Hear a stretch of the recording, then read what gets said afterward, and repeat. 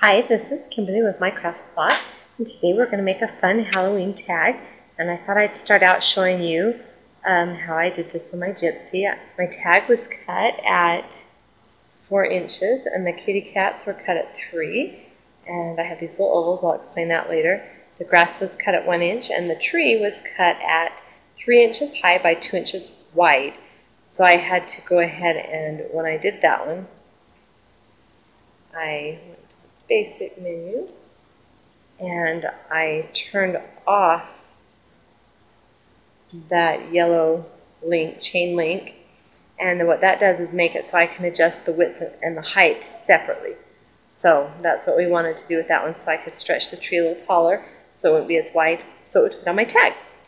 So we will go ahead and go to the advanced menu. I'm going to show you the kitty cat. I'm going to zoom right in there, make sure one of them selected. Okay, go to the advanced tab and hit that little button. Now you can see that this one's red right here. If we were to, oh, and now the cat's red. And right now that little piece is red, and because I've already hidden it, to get it to unhide I would have to push show, and now to hide it I can just push hide again. So if you make a mistake you just put show, and then this goes to the next one and the next, and so it's really pretty easy. But the important thing is then when you click on the eye and it cuts out, you're going to see that no face will cut out. And that's important if you want to stamp the face on instead of have it cut out. Okay. So here's how it's all laid out, and let's put it together. Alright, so here's my tag. I've already gone ahead, I've inked the edges, and I've adhered it to the shadow. And I'll show you this ribbon later. It's really cool stuff, but it's already in there. And I've got all my little pieces. Now the grass that I cut at 1 inch, it was about this long, so I just trimmed it just exactly how I would need it to fit on the bottom of my tag. I'm overhanging it just a little bit off the edge of the tag, and let's bring that down just a little bit more too. So it's overhanging a little bit, and then I'm going to go ahead and put my grass on right there. That's on right there, and we're just building this seam. That's really all we're doing. Okay, and here's our spooky moon. Okay, and I have a little witch. Now this one was from a child's ear, and it was cut out at 1 inch also. So just teeny tiny. Make sure you have a good fresh blade in your Cricut machine before you do that. So there's the witch and the tree and the grass. It looks spooky already. Okay, how I made the pumpkin. I knew it was going to be really small, and I didn't want a lot of little details. I just wanted a pumpkin. So I just cut out 3 little tiny ovals using the George cartridge, and I put 2 of them together evenly, and then I put glue on the back of the third one and put it on right in the middle. And I put that one just a little bit lower, and then with my extra grass I actually just cut a little piece of that extra from this, inked it, and put it on there. So super simple. And I had to get them both sticky at the same time because I can't remember exactly where it went. So I wanted my kitty cat to hang off just a little bit, and I'm going to put the pumpkin just a little behind it. I wanted the face to stand out, but I really wanted to not stamp it in white. I wanted to stamp it in black. So what I did is I used an embossing ink and an ultra fine detail black embossing. I think it would work with regular black embossing, but that's what I had.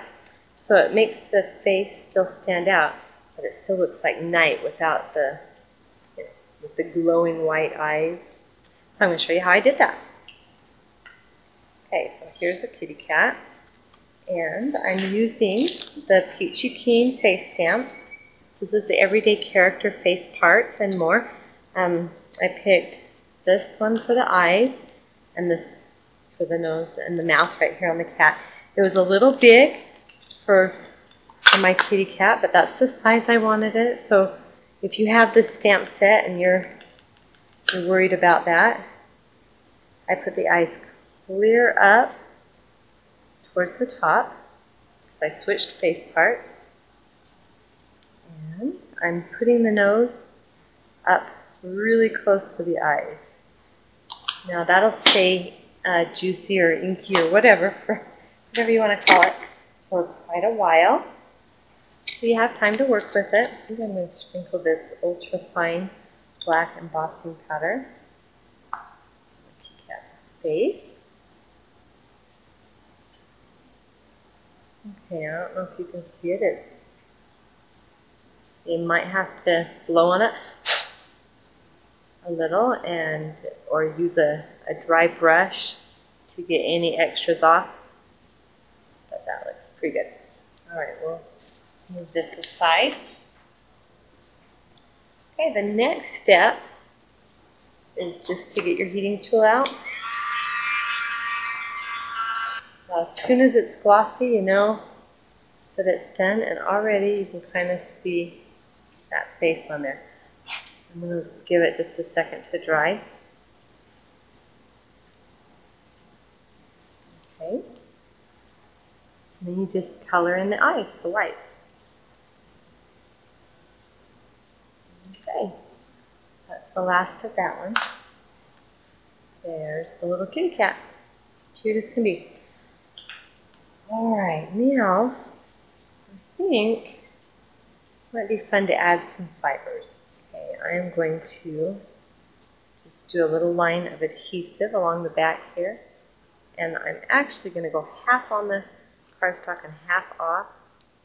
So I have a thin line of adhesive. Even better. Now, we'll go ahead and just trim that right there. And there's that. And you can kind of see it's just crinkly. It looks like something you would find maybe at a flea market or maybe in your grandma's sewing basket. It's just really fun ribbon. Okay, so the first thing I do, now I've already looped it through this tag. You can see, you can pull it tight. So I'm going to lift it up just a little bit and thread one piece through and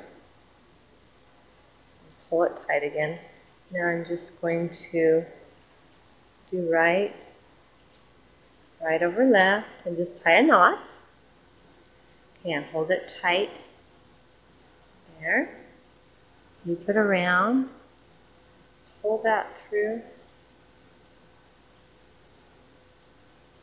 Okay, now it's a bow, and we can play with it until it looks just right.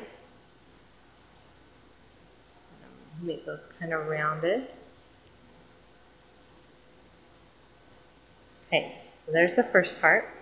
Now I'm going to want to thread that underneath again through the little loop. You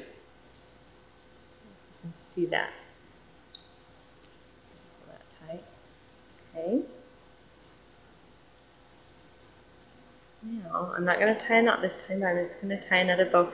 And this bow should sit diagonally across the first bow.